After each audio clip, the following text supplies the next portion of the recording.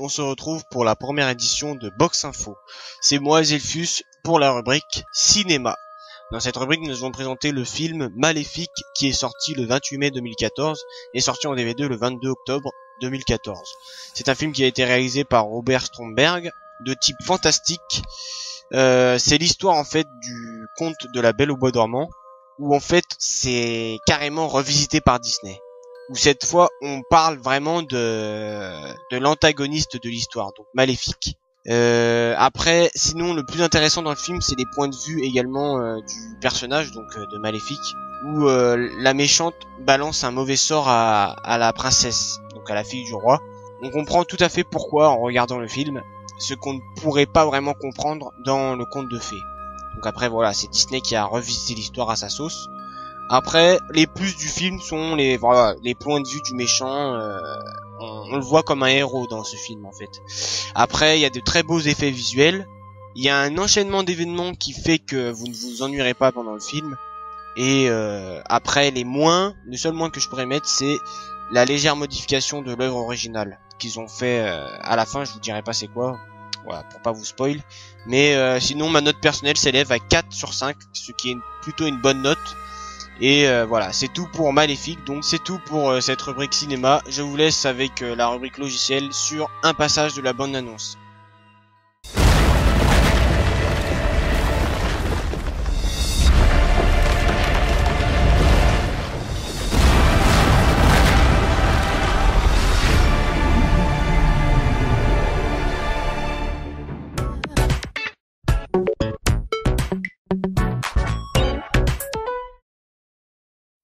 Salut à tous et bienvenue pour cette première édition de la rubrique logiciel, donc une rubrique que j'animerai très régulièrement. Donc pour ce premier numéro, je vais vous présenter le logiciel Free Make Video Converter développé par Elora Assets Corporation, un logiciel que je trouve vraiment très utile, dont je me sers vraiment souvent, puisqu'il permet de convertir un fichier vidéo ou audio, voire même photographique, d'un format initial vers un autre format. Donc c'est vrai que c'est vraiment utile parce que les plateformes ne prennent pas tous le même format, les mêmes formats en compte. Donc c'est vrai que pouvoir les convertir de manière simple et rapide, c'est vraiment très utile. Donc l'installation se passe de manière tout à fait classique, je vous la montre pas. Vous lancez le logiciel et vous voyez, c'est vraiment vous tombez sur un tableau de bord, donc c'est vraiment très fonctionnel. Vous avez tous les formats possibles proposés ici. Voilà, donc il y en a vraiment beaucoup. Vous commencez par importer votre fichier que vous voulez convertir. Donc là j'ai un fichier test, donc de base en MP4 ici, et je vais le convertir vers un format AVI. Donc vous cliquez sur AVI après avoir importé votre vidéo. Vous choisissez le profil, donc c'est-à-dire la qualité, en sachant que vous pouvez pas mettre une qualité supérieure à la qualité originale du fichier, parce que votre ordinateur ne peut pas inventer des pixels bien sûr. En revanche vous pouvez la diminuer. Par exemple si vous voulez mettre la vidéo ou le fichier sur mobile, vous pouvez diminuer la qualité, ça sert à rien d'avoir une qualité maximale. Dans ce cas-là, vous gagnez de l'espace. Vous choisissez ensuite le dossier d'export, donc là je vais le mettre en dossier final. Le dossier donc où sortira la vidéo une fois convertie.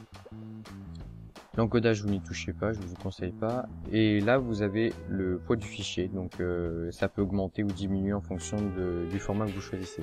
Vous lancez la conversion. Donc là j'ai un fichier qui est vraiment léger, donc ça va être très rapide. Donc après vraiment tout dépend du poids du fichier original et de son format original également. Vous pouvez ensuite, dès la conversion terminée, fermer le logiciel. Et à partir d'un format ici, premier en MP4, vous arrivez avec le logiciel à le convertir au format AVI, sans perdre d'informations, sans perdre en qualité. Vous voyez, ça tourne correctement. Et pareil pour la vie. Ça ne change rien. Voilà, donc c'est vraiment un logiciel très utile que je vous conseille si vous avez des vidéos à convertir. Donc c'est vraiment très rapide, il n'y a pas besoin de s'y connaître, c'est vraiment un avantage et évidemment totalement gratuit. Vraiment totalement gratuit. Voilà, j'espère que ça vous servira. On se retrouve tout de suite pour la vidéo de présentation d'un jeu très sympathique, Vanish. On vous en parle plus tous ensemble tout de suite. Salut.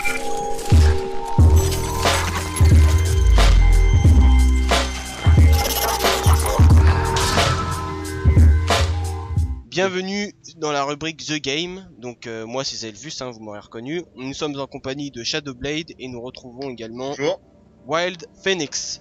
Donc nous sommes sur Hello. le jeu Vanish, hein, c'est un jeu développé par Marc, donc on sait pas son nom de famille. C'est un jeu Indies Game totalement gratuit. Donc on va donner notre avis sur ce jeu vraiment en détail quoi. Donc c'est parti les gars, on clique sur le bouton play. Donc Ok. Shadowblade, franchement, qu'est-ce que tu ressens quand Ouais. tu joues à ce jeu? Alors moi franchement déjà quand on voit un petit peu l'intro avant de jouer, t'imagines tout de suite de toute façon le genre de jeu, tu vois tout de suite ce que c'est, hein, le truc Ouais, bah oui. façon horreur, le truc qui fait peur, tout ça. Et franchement quand on y joue, on sent qu'il y a une ambiance assez pesante qui est bien retranscrite. C'est-à-dire que déjà sur la vision, bon même si on peut régler la vision, Ouais. je préconise quand même que quand on y joue, on mette pas forcément du coup l'effet lumineux à fond parce que sinon ça casse un petit peu le. c'est clair. Après voilà, ça casse un petit peu l'ambiance. Mais franchement, sinon c'est bien retranscrit dans le sens où il y a quand tu marches, des fois il y a des petits trucs qui se cassent tout seul comme ça. Ou enfin ça donne vraiment une ambiance de stress quoi. Des fois tu cours pour rien alors qu'il se passe rien mais tu cours Ouais, quand c'est même. vrai. C'est vrai. Et toi, Wild Phoenix, qu'est-ce que tu penses de ce jeu là?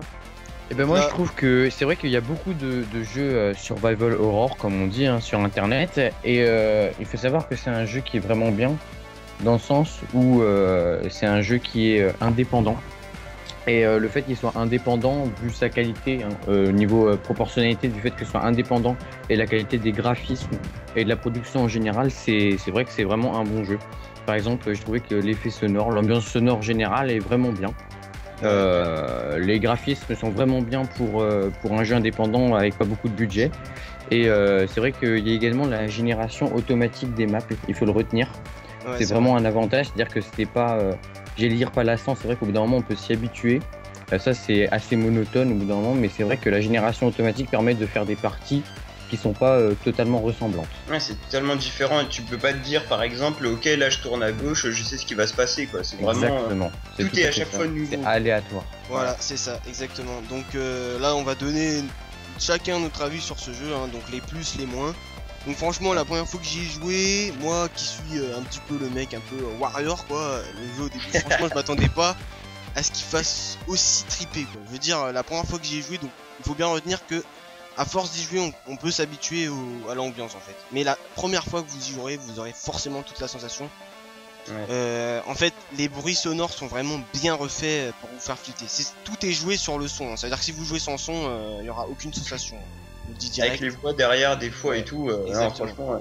Mhm. Ouais. Donc pour ma part, les plus que je trouve que je peux attribuer à ce jeu, ce sont le système aléatoire parce que tu peux pas deviner le jeu tout de suite. Genre quand tu commences, même si t'as déjà fini le jeu, tu pourras jamais refaire exactement le même trajet pour le terminer. En fait. Parce qu'il faut Ouais. savoir que le jeu il est divisé en 3 parties. Donc la première partie, on tombe dans une salle de générateur où il faut trouver des clés. Et une fois qu'on a la clé, il faut trouver la porte. Mais pour trouver la porte, comme a dit Wild Phoenix, tout est joué sur l'aléatoire. Donc on peut rien faire tout simplement. C'est un labyrinthe. Hein. Après, ce que je trouve vraiment pratique dans ce jeu, c'est la simplicité. Genre, y a rien, c'est pas compliqué. Faut Ouais, juste c'est vrai. avancer, tenter des chemins, etc. Et c'est surtout la sensation, les gars. Je sais pas ce que vous en avez pensé, mais Ici, hein, énorme, ouais, quoi. voilà. Ouais. Ouais. Après, c'est vrai que dans les trucs qu'il faut trouver, enfin voilà, c'est simple parce que des fois tu trouves des petits papiers sur les murs et tout ça. Y a donc pas, là, par exemple, ouais, là, je viens d'arriver dans la salle du générateur, par exemple. ouais, y a Ouais, pas c'est vraiment d'utilité, par exemple, le petit papier que tu trouves et tout, mais ça donne quand même, ça rajoute en fait sur l'ambiance avec les petits messages, ouais, je sais pas ce qui se passe, tout ça.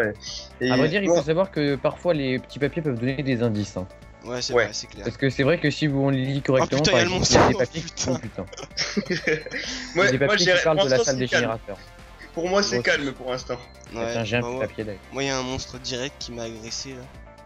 Alors Bon, ça, c'est sinon, Ouais. mis à part la sensation et tout, le seul point négatif du jeu, je pense que ce soit trop répétitif. Enfin, au bout d'un Ouais, moment, c'est assez si tu fais que monotone, jouer à au bout d'un ça, tu tournes Ouais. autour quoi. Ah putain, la canalisation. Bah, le truc, c'est qu'il y a des petits indices quand même quand tu les revois. Après, tu te dis, ok, faut pas que je passe par là, quoi. Il y a des trucs quand même qui. C'est vrai. que tu peux retrouver, ou alors une manière des fois de d'éviter les monstres quand tu sais. Après, En y allant doucement, il faut ne pas faire de bruit en fait en général. Hein. Ouais. Donc c'est vrai votre qu'on note peut- personnelle pour ce jeu, vous l'attribuez à combien sur 5? Sur 5, je mettrais un 3 pour la simple et bonne raison que, comme je le redis, Putain, le pour un monstre jeu contre le mur. pour un jeu Moi indépendant, aussi j'ai eu chaud tout à l'heure. pour un jeu indépendant et avec pas beaucoup de budget, c'est vraiment bien. Ok, ouais, c'est vrai, c'est clair. Là, je viens de flipper ma race, Ouais. là, comme une grosse tapée. Ouais, Bon, parce c'est que pas grave. par contre, pour un jeu type horreur, après, c'est vrai que le graphisme il est très important. Par exemple, des trucs, des monstres et tout que tu vois, tout ça. Mais bon, voilà. Après, vu que c'est un jeu. Bon, ok, je suis mort, amateur. C'est vrai que, enfin, voilà, c'est quand même bien fait pour. Ah oui, c'est pour clair. Donc Pas toi, beaucoup de t'as budget. mis une note, t'as mis quelle note sur 5 également? Bon, moi j'ai quand même mis 3,5 sur 5. Ok. Surtout que de base, je joue pas à ce genre de jeu. Mais Ouais, voilà, de base, je joue pas à ce genre de jeu pour éviter d'être traumatisé la nuit. Oh putain. Mais franchement, c'est bien sympa. Hein. Ouais, ok. Voilà. Oh, Donc putain, il est moi, face pour à ma moi. part, je mets un 4 parce que franchement, la première fois que j'ai joué, j'étais en mode warrior, mais j'ai bien flippé ma race. Voilà. Et franchement, il mérite bien cette note, donc ça fait une moyenne de environ 3,5 hein, sur 5. Voilà. Ouais.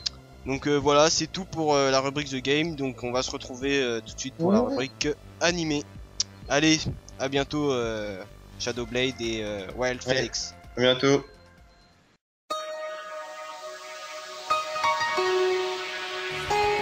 Et on se retrouve pour la rubrique animée. Donc aujourd'hui je vais vous parler d'un manga qui s'appelle Maggie the Labyrinth of Magic. Donc il est sorti récemment en 2013, donc c'est de l'animation toute fraîche. Donc là je vais vous critiquer un peu ce manga. Bon, franchement si je vais vous en parler, c'est que j'ai bien apprécié l'univers.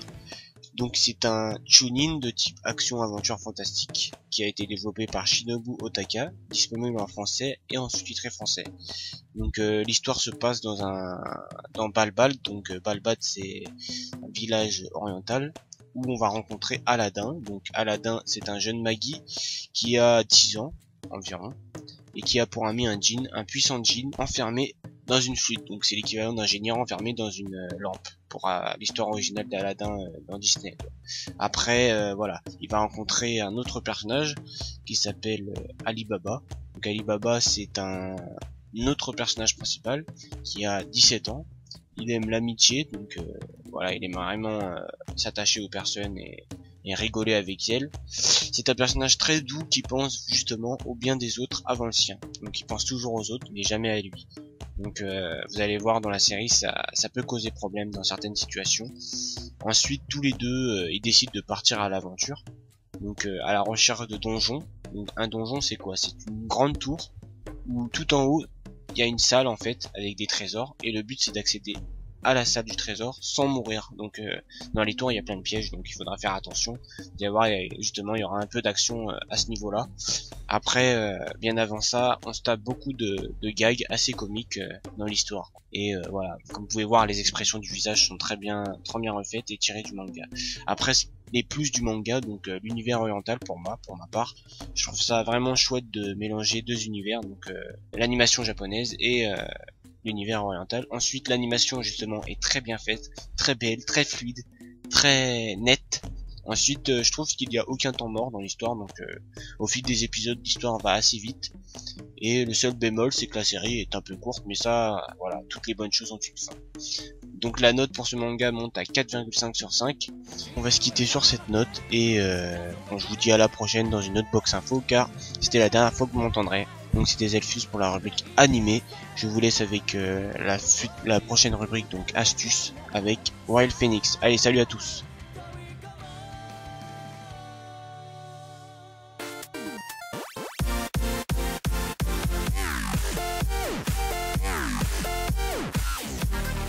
Salut à tous et bienvenue pour ce premier numéro de la rubrique Astuces, où je vais vous présenter une extension disponible sur la plupart des navigateurs, une extension qui est très connue et qui est très utile, qui s'appelle Adblock. Donc Adblock est une extension très légère pour quasiment tous les navigateurs, donc qui permet de bloquer les bannières, les pop-up et les fenêtres publicitaires. Donc c'est vraiment un très gros atout si vous voulez pas vous faire constamment spammer en allant de lien en lien. Donc Adblock s'installe très facilement en allant directement sur la page de téléchargement ou d'installation de Adblock. Vous pouvez cliquer sur installer, c'est automatiquement calibré sur votre navigateur et il s'installera automatiquement. Vous aurez juste à redémarrer votre navigateur, en sachant que quand je parle de pop-up, je parle de ces choses assez gênantes. Quand vous cliquez sur un lien ici par exemple, hop, parfois ça vous ouvre des fenêtres supplémentaires alors que vous n'avez rien demandé. Vous voyez de quoi je parle. Là j'ai installé Adblock, donc ensuite quand il est activé, aucune fenêtre ne peut sauter à vos yeux car toutes les fenêtres sont bloquées par des filtres. Il faut savoir que Adblock est un logiciel communautaire, totalement gratuit et open source, mais communautaire, c'est-à-dire que vous pouvez participer au développement du logiciel en ajoutant des publicités à supprimer ou au contraire des publicités utiles, parce qu'il faut savoir aussi que la publicité sur les sites web permet de faire vivre le site. Donc il y a certaines publicités qui ne sont pas gênantes, qui sont délibérément gardées afin de quand même avoir de garder l'économie d'internet. Voilà, donc c'est vraiment une extension que tout le monde connaît, mais je pense que c'était important de faire un petit tuto là-dessus parce que c'est vraiment un logiciel sympa. Voilà, donc ce sera tout pour ce premier numéro de Box Info. J'espère que ça vous aura plu et que vous continuerez à nous suivre donc sur un prochain numéro qui ne devrait pas tarder. On vous garde la surprise de la date. Salut à tous.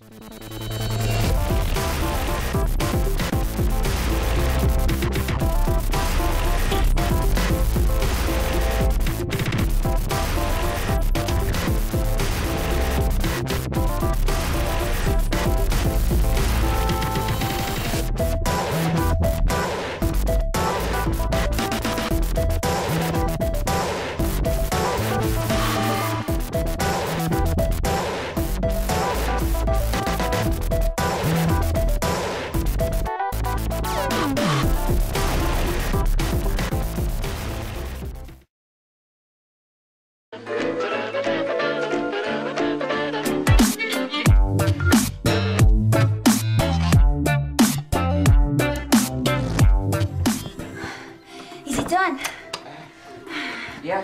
Bon, mais keep filming, don't stop. Alors, how do I look? Yeah, really nice. You would like to see something really sexy? Yeah, we? T'es sûr? You don't sound so sure. Just isn't your mum downstairs? Oh, no, y a pas de problème. Just turn the music up and she won't hear us. Sure.